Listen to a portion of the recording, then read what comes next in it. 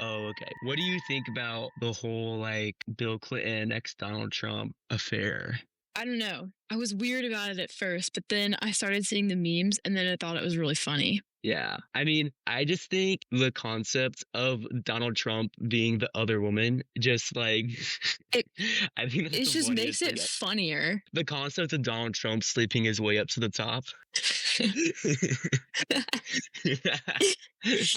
No, but then I saw the how they were like, oh, like Bubba wasn't actually like Bill Clinton, and I was like, wait, what? And Yeah, because apparently he was like a horse. okay, my theory, I think Bubba being a horse isn't because it's an actual horse. I think Bubba might be the name of Bill Clinton's dick. Because that makes sense, right? Because, you say like, oh, he's got like a horse cock down there or something. I think that's where it comes from. You know Maybe. what? You know what? I could believe that. I could believe that. It might not be true, but I'm going to choose to believe that it's true just for my own pleasure, No, yeah. Just so like to make it more realistic when I like goon to Donald Trump ex Bill Clinton fan fiction at night, I can get behind that. I can get behind it. That's a reasonable thing. Yeah. I think we should cover the Epstein files. Wait, no, we already talked about this. You'll cover the Epstein files someday. Yeah, I'm gonna watch the documentary they have on Netflix before I do it though, and I'm gonna take notes on it. And aren't they getting released like later this week or something? Like we should probably Oh my wait God, for them yeah. to actually come out. When I saw like the Senate vote, when it was like was it 423 to 1 or 427 to 1? I think it was 427, and that's the House, not the Senate. But yeah. Oh my God, yeah. Literally in a government class, it's so embarrassing. AP Gov student right here. AP Scholar, by the way. I was so surprised. I think there was like 5 people that didn't vote and only 1 person who voted against it. I know. I was just like, oh my God. Like, but I do think that them releasing the files, it's going to get really messy, like with both parties. I think there's just gonna come out that there's just gonna be like so many people involved across both parties that it's gonna be like a whole thing, Oh no, yeah. Yeah. Like it's just gonna get so messy to where it's gonna divide us even more than we already are. Yeah. Or maybe in an optimistic half glass full way, maybe it'll all unite us against evil. No, yeah, because I mean, like in my opinion, it doesn't matter who's on the list. They all need to be held accountable if they were, sexually assaulting and participating in that sex trafficking. Yeah.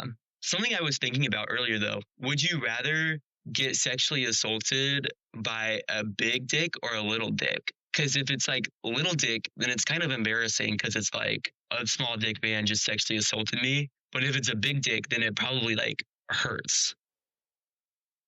I know To this is the think most on that one. thing I can ever say ever, bro. But whatever. Let's just start the case. Like, Okay, okay. Okay. So when I was selecting for our audience, hello audience. When I was selecting what case I wanted to do like a Florida man type case, and this is what I have. And if you guys don't remember last time, Wyatt did have an encounter with a really fuck-ass Florida man. Like, oh my God, yes. It's at the very end of the last episode, but I did have a Florida man encounter. Yeah. So sorry to Emily who wanted us to do like a California case or like an Idaho case. Yeah. Sorry, we girl. should do those Idaho college murders though. Those are interesting. Those would be cool. We'll do some California and Idaho cases later. I think I do have a California case potentially. I don't know if it's in California though. Okay, we'll see. All right, let me pull up my research. So do you know who Janet Staschak is? No, I don't. Okay. The main like case or whatever took place in 1986. So this is a good one. This is an old one. Let's see. So we're just gonna start with Janet. So her full name is Janet Louise Staschak. And let's just start with like introducing who she is. So she was born February 22nd, 1961, and she was born in Pennsylvania, but then at some point she moved to Clearwater, Florida, which is like near Tampa. If you know that's kind of like the Sarasota area, right? Yeah. And the whole like crime and stuff happened when she was 25 in 1986. Mm-hmm. And so a few things about her. She was 25 and she's a little bit of a Florida woman because her nickname was Space Monkey. And yeah, Space Monkey. And she was known as for being like outgoing and stuff. And I couldn't find much about her because, this is such an old case, but I don't think she had a college degree, spouse, or children. Okay. But Her personality is kind of like our alter egos. yeah, like when I saw a space monkey, I was like, I fuck with this girl. And I'll send you a picture of her. Hold on. Because she does have like a look to her for sure. She kind of. Is it in the eyes? When I tell you it's, I have never seen more of an in the eyes kind of person before. Like this picture I'm about to send you is going to throw you on your ass when I say in the eyes. For those watching, if any soul is watching this, you need to look up a picture of her right now. Look at the picture I just sent you. Oh, yeah. I don't know. When I saw that picture, it kind of freaked me the fuck out for a second. But whatever. But we like her though. But I do know she worked as a cake decorator at. Oh wait, that's kind of a cunty job though. Like at cash and carry grocery store. I don't know. Could you imagine her like decorating your cake? I think that's hilarious. And I feel like she seemed like an outgoing, like happy, like like people liked her kind of person. Yeah. And then so we're gonna fast forward. We're going to November 1st ish, 1986, and at this time she was working as like the cake decorator at cash and carry, and she didn't show up to work for 2 days in a row randomly. So, and it was like without notice. So like people at her work kind of called like her apartment manager to like check on her. And so, cause she wasn't showing up to work, and that seemed just like not like her apparently. And the apartment manager contacted the authorities, like the police. So by November 3rd of 1986, police open, Janet's apartment to like, check on her, and she was found dead in her apartment. Oh no. Yeah. All right. So what are your like first thoughts? Okay, so you said no spouse, no children. Yep. Worked at a grocery store. I feel like she had a really like, not necessarily like a shady side gig, but I think she definitely went on side quests and she met a guy and the guy murdered her. Definitely. Okay. That's an interesting prediction. What so am I going somewhere? Am I onto something? Not really. Bitch, that was not assuring. Okay, let me tell you about the crime scene though, because it is really interesting. So her official cause of death was asphyxiation. So like she like was like suffocated, right? Yeah. And she was found under so she had a waterbed, and she was found naked under a sheet on her waterbed, and she was found with like her hands and her feet were like tied up or something, and she had been sexually assaulted and strangled, and then her purse in her apartment was stolen, and her window screen was slashed open. So that's probably what the point of entry was. And her car was found abandoned in a parking garage at a nearby airport, but the car wasn't actually found like in the parking lot of her apartment building. So it seemed like whoever did this took her car to an airport and parked it there. Interesting.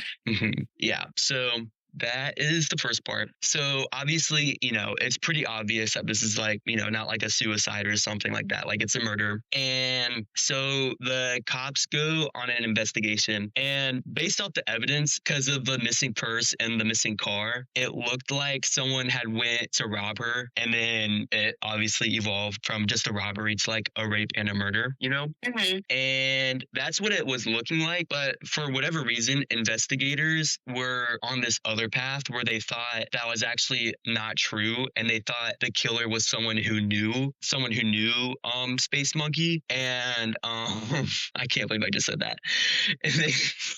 I did not plan that. I'm sorry. So they thought it was someone who knew Space Monkey, and they purposefully set it up to look like it was some random person when it wasn't. So I couldn't, because this case is so old, there wasn't a lot of information, but I couldn't find exactly why investigators thought that. But for some reason they thought that. And with that line of thinking, that led investigators to suspect her apartment like neighbor as to the person who did it, and his name is Tom Sawyer, ironically. Oh my God, of course it's Tom Sawyer. I know. His name's Tom Franklin Sawyer, but Franklin's his middle name. Let me see. Let me try and find a picture of him for you real quick. Tom Franklin Sawyer. Tom Franklin Sawyer is a Florida man. Oh no, I knew from the name. I was like, Tom Sawyer, you can't be named Tom Sawyer and not be like he is in the book. And honestly, like, did you read Tom Sawyer when you were younger, right? Yes, I did. Oh, yeah. That's honestly how I imagined him. Again, you can see it in the eyes. It's always in the eyes. I know. Every single person you're going to meet in this case is a Florida man. Even Space Monkey is a little bit of a Florida man with that cape decorator job and the nickname Space Monkey, but whatever. Space Monkey. What does that even mean? I don't even know.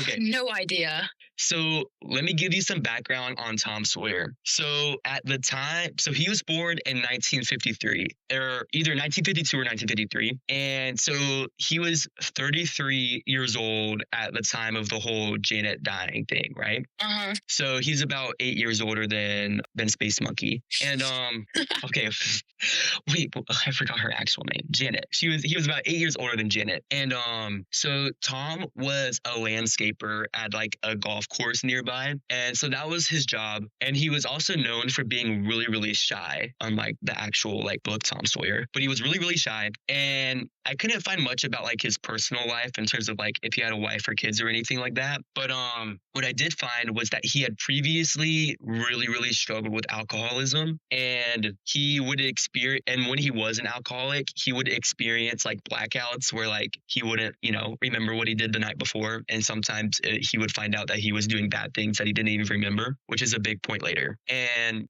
like you do when you get blackout drunk. And I have a hunch now. I have a hunch. Yeah. But in 1986, though, so with the year of his murder, or of the murder, Tom Sawyer, he claimed that he had been sober for a year at that point. So according to him, he's sober now. Yeah. All right. What are you thinking? Okay.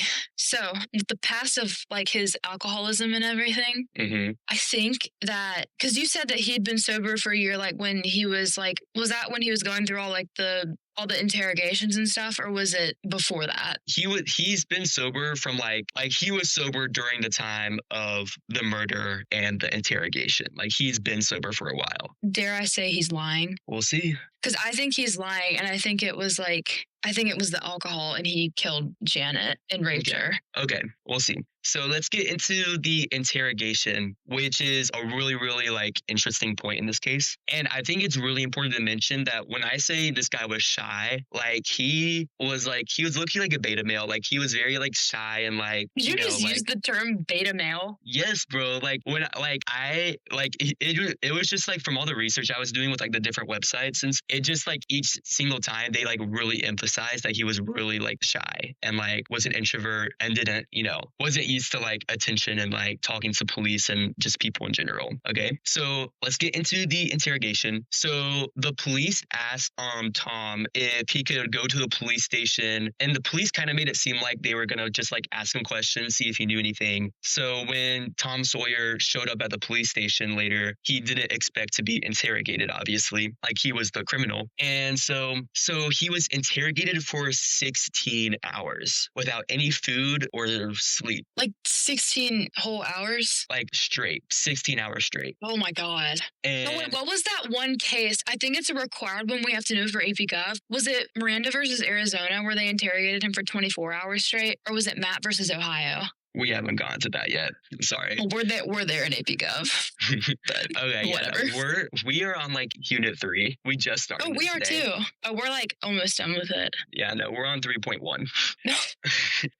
Okay, so he was interrogated for 16 hours, and the police had to use different tactics, and police tactics to get him to confess, obviously. So during the interrogation, he failed a lie detector test, the polygraph things. I was gonna ask about that. Yeah, and even though the polygraph tests aren't usually super reliable, I think it is interesting that he failed it. And the police even suggested that because he was claiming to be sober, obviously, he had blacked out during a quote unquote dry drunk, which is something that some alcoholics, recovering alcoholics, will experience. So eventually, Tom, after the 16 hours, he eventually will finally confess to murdering and raping Janet. And when he confessed, he even recited like specific details and stuff. I knew it. I knew it. You knew it. I knew it. Okay. All right. So very Florida man. So let's get into the aftermath. So Tom Sawyer, he spent 14 months in jail just awaiting the trial, like before he even could get a trial, you know? Well, yeah, I mean, those do take like forever to get. It's like when like people are sitting on death row and they like just end up waiting years before they're actually like executed. I know. And so when it comes to do the case, get this, okay? When the actual trial is happening, it's proven Sawyer was not the killer. Actually, The judge ruled that Sawyer's confession was involuntary and that he hadn't done the crimes because there wasn't enough evidence. And they said that his confession was because of coercion by the police. oh my God.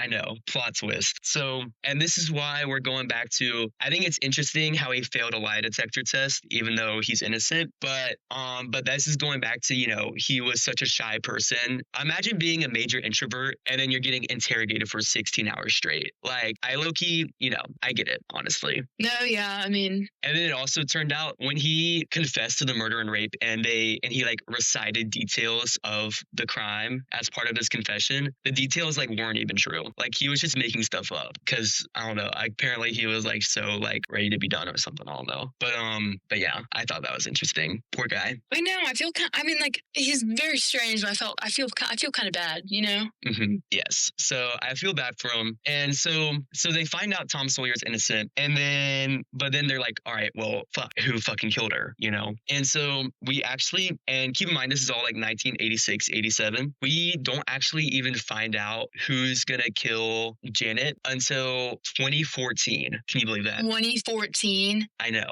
2014. Oh my God, that's literally how long it will take Dixie to run 500 feet. Like Dixie catching strays in this moment is crazy. Sorry, I had to make a fat joke. How long it took it just needed to happen. Oh my God.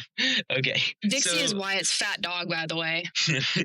Yes. All right. So basically, with like improved like DNA evidence and stuff, they are able to find the real criminal, and it's a man named Stephen Manning Lamont. So I'm going to send a picture to you right now. So he is also a Florida man in the sense that I'm sending you that picture right now. So he oh was... my God.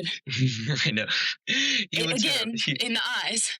It's the Florida man, bro. So he was 57 in 2014 when he was arrested. And so that puts him at about 29 years old when he committed the crime against Janet. Yeah. So now that we know who it is, we're going to go into what exactly, like more about Stephen and then like what, you know, the actual events of the night were. So I don't know. Do you think what's coming is about to be so funny? Okay. I don't know. What do you think about Steven so far? Are you expecting anything? Honestly, yes, because he's so Florida man. Like how do you not see it coming though? You're not seeing what's coming. Okay. So he was born in 1957, and ironically, he's actually native to Alabama. So he might be a little bit inbred in him, which is why yeah.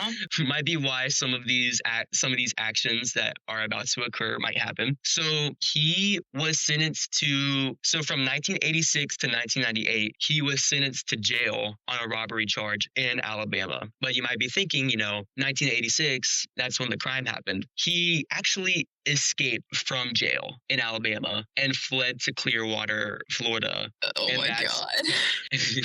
And that's when he, killed and murdered Janet and all that stuff happened, right? Of course.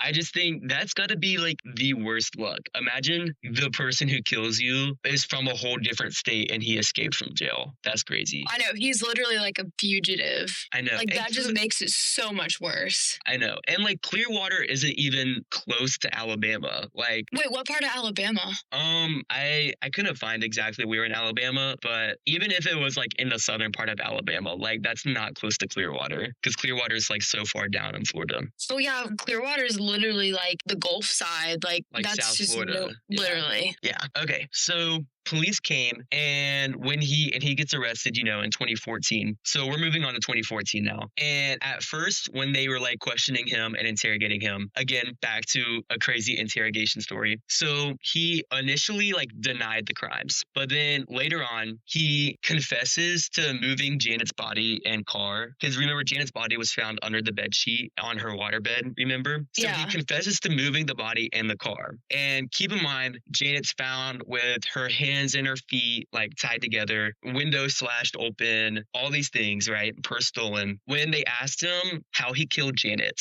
he claimed that Janet had accidentally asphyxiated during a quote autoerotic sex mishap. Oh, how do So you like accidentally like asphyxiate during that? Like, So let me tell you what he actually meant by this. He was trying to say by autoerotic sex mishap. He was basically trying to say that she had, because autoerotic, she had done it herself. She had bro.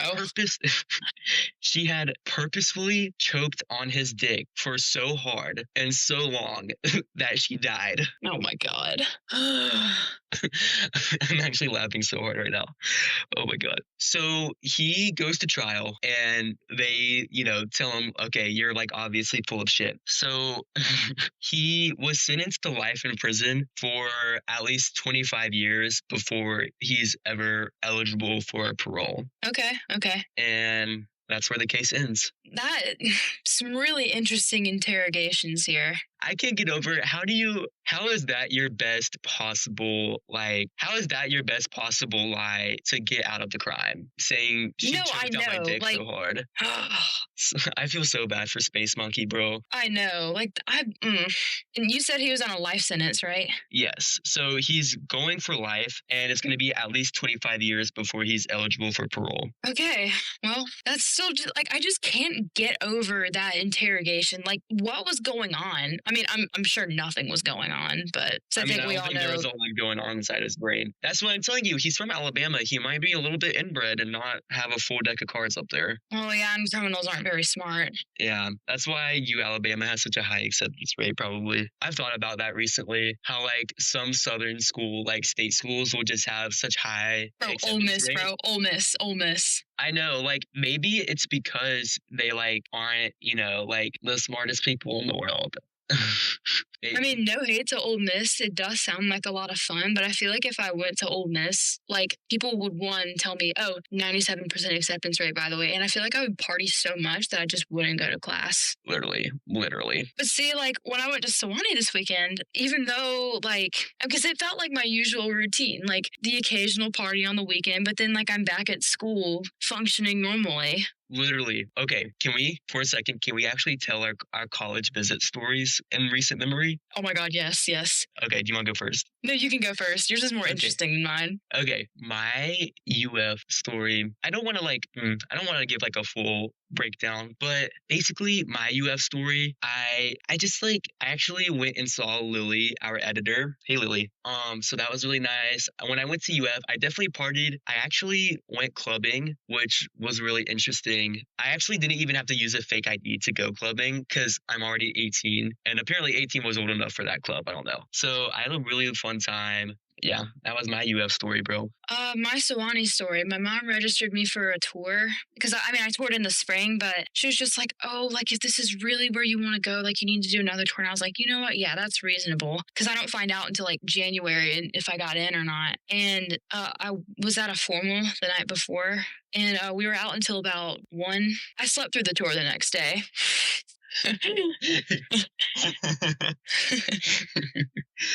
And then because I stayed Friday and Saturday night, and I left Sunday morning because I got there like Friday afternoon. Saturday night there was a concert at KA again, because we were at KA all weekend because all the snooze were out of town. And I was just like sitting on the couch, like I'd literally only had water. And this was one of the girls' friends I was staying with in her dorm. Her and her roommate had this white rug on their floor, store, and I already didn't like, I was getting really hot and I didn't know why. And then the next thing I know, I just like projectile vomit all over the white rug. And then again on like the ugly dorm carpet. And like I didn't even know what it was. Like I don't know if it was something I ate or something like that, but like I literally cried after, and I had my water line done, and then I just looked like a raccoon after I got done crying and puking everywhere. Oh my God. You just reminded me of a story. But yeah, that was my Swanee story. And yeah, I still want to go to school there. You reminded me of a story from my childhood. This is a very traumatic story. I don't think I've ever actually told you this before. So I was probably like, I was, I was probably like 7 or 8 years old, 6, 7. And sorry, so I was like a little kid, right? And I got really, really sick. Like I was like sick. Like I was like struggling to like not, throw up everywhere. And it lasted for like a week or something. I don't know what I had, but that's irrelevant. So, and I remember it was during winter break, which I think made it even worse because I think I was sad that I was sick on a break instead of during school. So No, that's so reasonable. Like I was upset when I got my wisdom teeth out last year during Christmas break because I wanted to miss school a little bit. Oh my gosh. Okay, so I remember because it was when we came back from my grandmother's house when I was sick. Didi. And Didi. And Didi's my grandmother, by the way. And so I come back and Didi's an icon, guys. Just letting everyone know. She is like the biggest star I've ever met. Okay, so I get home from break and I'm like sick, and pretty much every single day I was like throwing up and stuff. And so it was just this routine of me throwing up and playing Pokemon on my DS. And so it gets to a point where I remember this one specific day and night, the worst. I think the next day I recovered from my sickness, but this was like the eye of the storm. Fucking like I was getting beat the shit out of by the sickness, literally getting beat the shit out of because I was struggling to control when I shat. I shat my pants that night. I know. So it was late at night, like I'm talking like 2 a.m. I had woken up, I went to the bathroom to throw up, and I went to leave the bathroom, shat my pants, and I was like, fuck. So I throw away, and I think I was just wearing underwear because I was like a little kid, So I throw away that pair of underwear. I'm butt naked, just walking around my house at 2 a.m., 7-year-old me. So I go to throw away my underwear, and I'm like, fuck, like, ooh. Girl, there's more. So I throw away my shitty underwear. I go back to the bathroom. I like projectile shit on top of the throw up in the toilet bowl. I can't believe I'm telling the story. And my mother wakes up and so I flush the toilet. And then I go to like leave my bathroom, butt ass naked, by the way. And my mother is awake, and she's like, "Wyatt, are you okay?" Because she like knows I'm sick, obviously. And I'm like, "No." And I told her about how I like threw up and like pooped everywhere.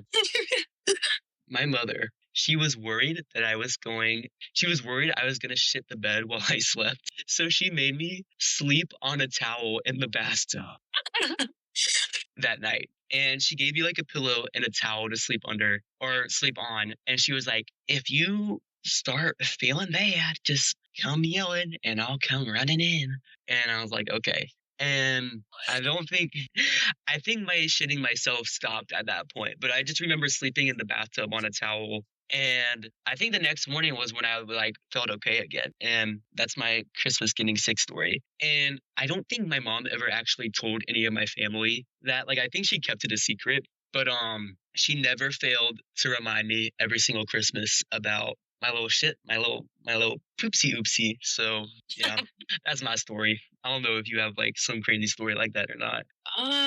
No, not really. Like when I just get sick, I'm like I literally like just sleep. Like I think the most awake I've ever been when I was sick is when I had the stomach bug freshman year because I threw up for like 4 days straight. It was so bad. I don't think I've actually been like sick like in high school or honestly middle school. Bro, I had walking pneumonia last year. It was so bad. I literally got sick on my birthday. Like, because remember when we saw each other last year on my birthday? Yeah. So literally after that, I went home. Literally slept for like 6 hours. I woke up and I had to go to dinner with my grandparents. And then like I came back and yeah, Thanksgiving was like the very next day too. And then I woke up and it was literally like almost 10 o'clock in the morning. And I usually don't sleep that late. Like that's how I was like, oh, I'm sick. And then I was coughing a lot. But I mean, like, I would never ever wish walking pneumonia on anybody. Like that honestly, those are the worst 2 weeks of my life. I don't know. I feel like it's been so long since I've been sick. Like, I guess I actually was sick for like a really long time earlier this year in September. So like 2 months ago, and I was sick for like the entirety of September. Oh yeah, But because that we were wasn't, sick around the same time. yeah, but that wasn't sick like I would still go to swim practice stuff. Like I wasn't like throwing up or anything. I was just like dying like facially. I remember that, but I feel like I don't really get sick anymore though. Like I don't know. I think the only time I've really missed school the past, like at least in high school, has been like either for like a swim meet or like when I would get my wisdom teeth removed or like when I got my cancer removed or something, like Yeah, stuff like that. But okay, you wanna call it. sure.